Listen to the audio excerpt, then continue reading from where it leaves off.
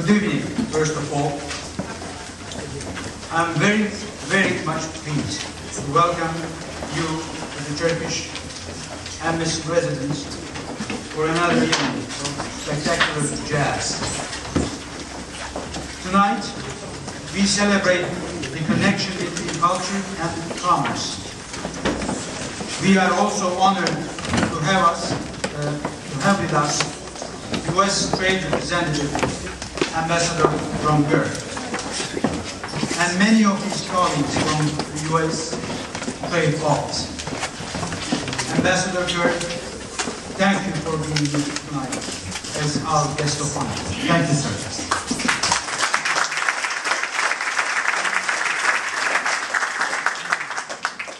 Allow me to extend my sincere gratitude to the honorable members of the Congress.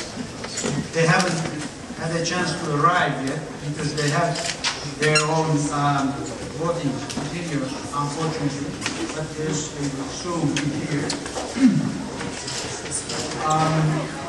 Also among us, we have representatives from the diplomatic community, my colleagues, and I've just seen here my dear friend, the Ambassador of Afghanistan. Thank you, sir, for being with us. Also, members of the business community and all friends of trade. As many of you know well, a deeper understanding of each other's culture can help foster closer communication, stronger ties, and richer connections between people, communities, and countries. I am honored and grateful that you are all here tonight to experience some Turkish culture. And though you may wonder, there is indeed a very real link between Turkey and American jazz. We are here tonight as part of the Ertegu Jazz series.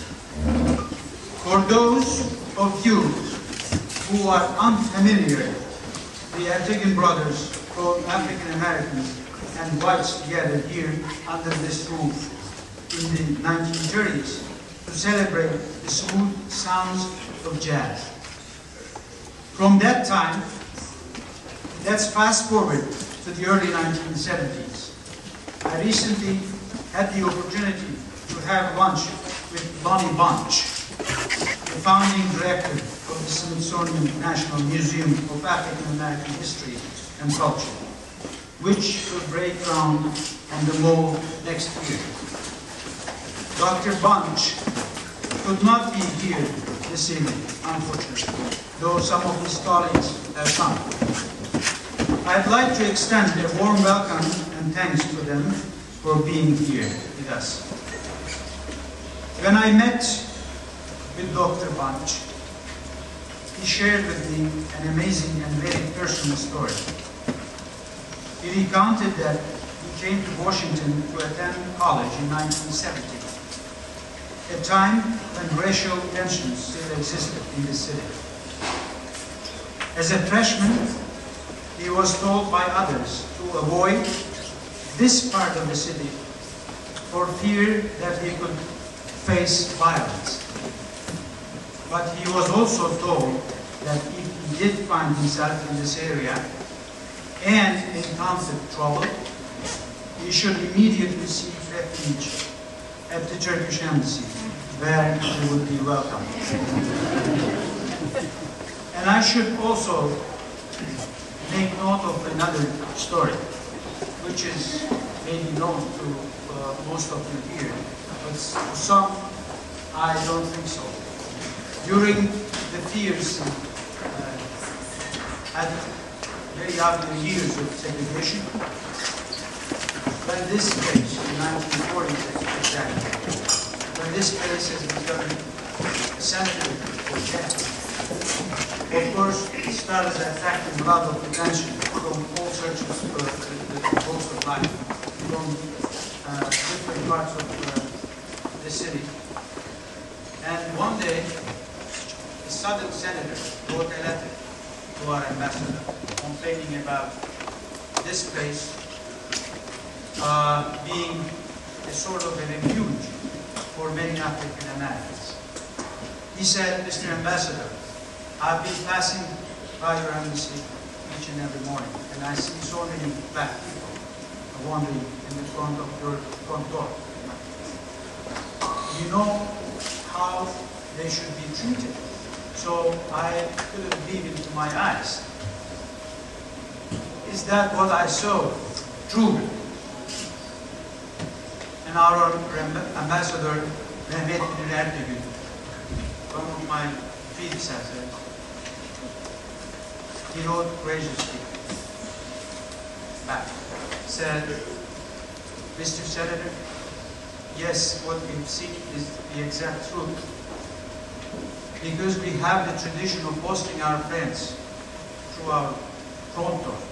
That's why you see the people who happen to be our friends, and we always welcome them through our front door.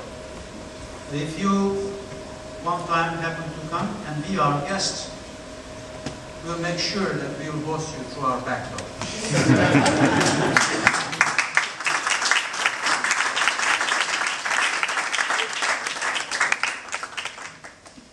So I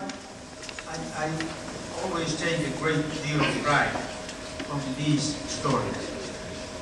Pride in my country, and further underscoring the deep ties between African Americans and Turkish officials in Washington. From the 1930s to the 1970s and now today, that relationship still lives on. We are extending the legacy established by my predecessor, Ambassador Ertegu, and his son by uniting friends and allies to become more familiar with Turkey and its cultural richness. In that spirit, we are pleased to welcome the Marcus Strickland Quartet to be part of this great tradition. The Ertegu brothers were not only visionaries who defied artificial barriers and broke new grounds in music. They were also brilliant entrepreneurs. While celebrating the connection between music and commerce, we cannot overlook the fact that they founded one of the most lucrative companies in the United States, Atlantic Records. The lives and the works of Ertegu brothers bear testament to the fact that if you have a good idea and the courage to follow it, you have a pretty good chance at being successful in this land of opportunity and land of big thinking. I am extremely proud to say that Ertegu brothers were not alone in the Turkish American community to make it to the top of their careers. Today, there are many Turkish Americans who provide significant contributions to this country. The President and CEO of the Coca-Cola Company, which is another iconic and uniquely American brand, Mr. Muhtar Kent, who is also the son of a very courageous and brilliant Turkish diplomat, and he has the same qualities himself, by the way, is a source of inspiration for young Turks living in America.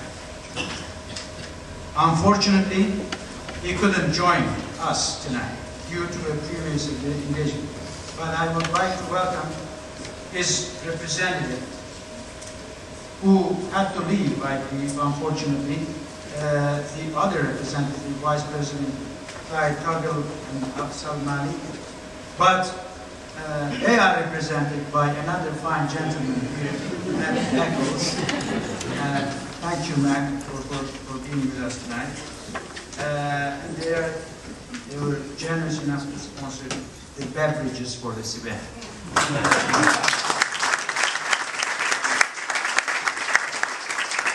One little note.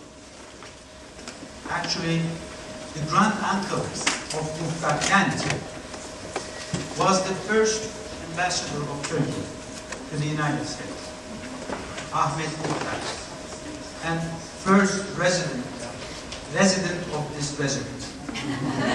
So they have a great connection to this place, actually, as a family. Before we start jamming, I would also like to recognize two very important groups. Tonight would not be possible without the unwavering support of our partners and friends, Jazz at Lincoln Center and the Boeing Company.